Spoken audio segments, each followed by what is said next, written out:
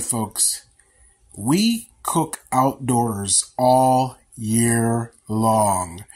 All year long. You've seen some of our earlier posts where we made bacon outdoors in the winter, where we cooked whole pork loins out in our 300-pound smoker during the winter.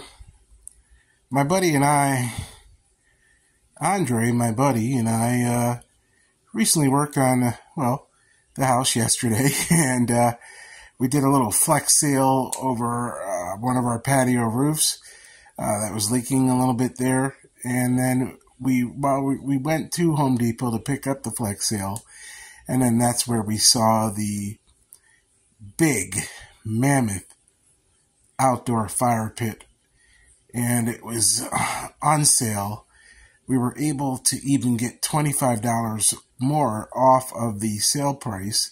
Dug a little trench around the pit so that we have fire safety, and you'll see that in this video. I did not expect to pick up this kettle so soon, but you know, once you start a project, you start getting excited about, hey, I want to be able to cook over this fire pit now that it's done.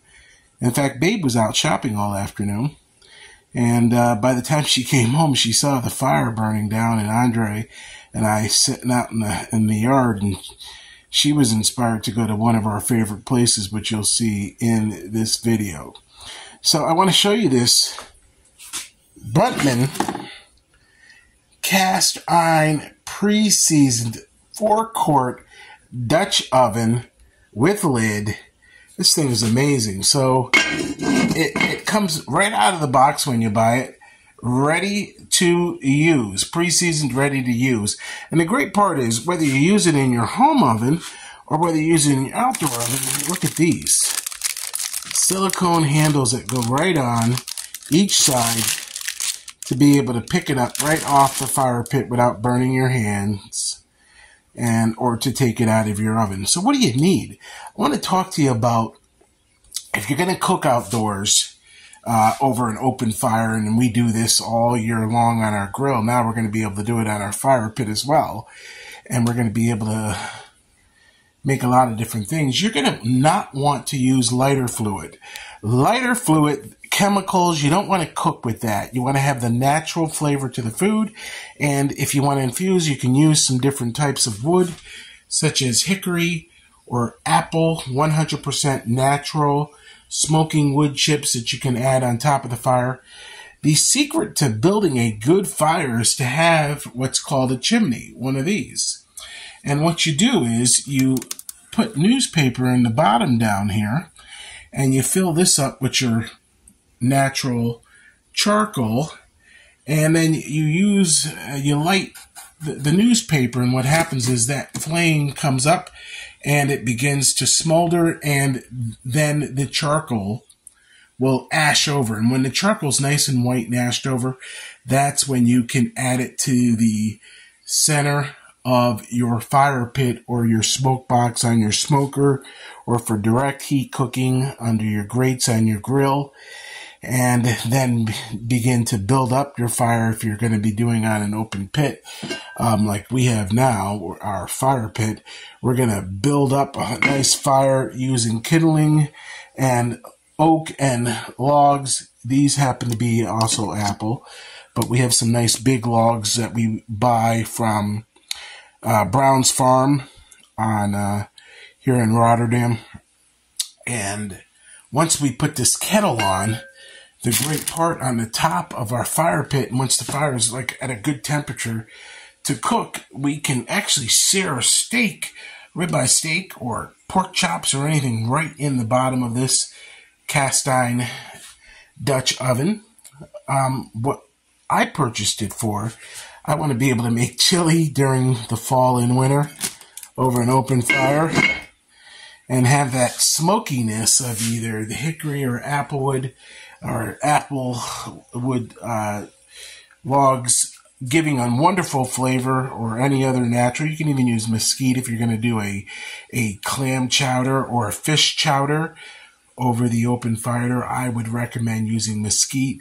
We've got a bag of mesquite out back, but I just wanted to show you different items that you can use here today. And to remind you, do not use lighter fluid. Use a chimney.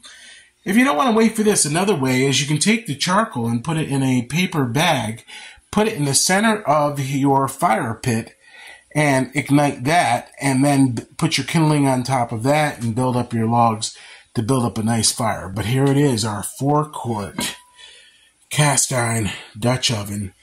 And you'll see how we started this whole idea of doing an outdoor chili and soups and stews and steaks over our fire pit by buying a new larger fire pit for our backyard.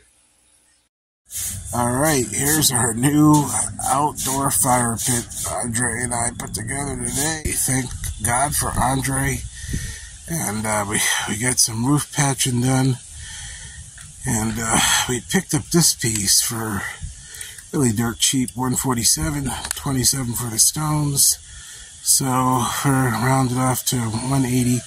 We got a nice big, larger fire pit than we had before. All right, so Andre, what we can put on the top of that is actually a flat top also, and we could do grilled steaks. I mean, some really nice bark charred steaks. Put a griddle on the top of the cast iron griddle on the top of that. Man, yeah, get some steaks, like Ruth Chris type seared steaks. Once the fire dies down, but with the cast iron griddle, you have that flame going around, that smokiness to the awesome steaks that you can put on there. Some nice ribeyes. All right, babe wanted to get out the house, so you seen our bonfire at home.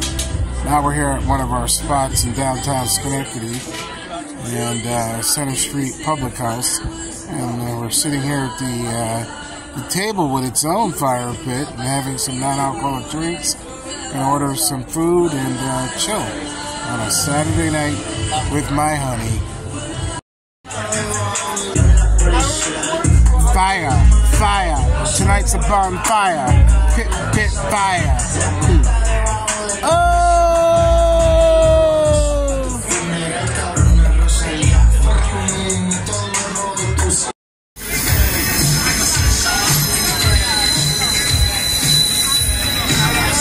You got a picture of the train?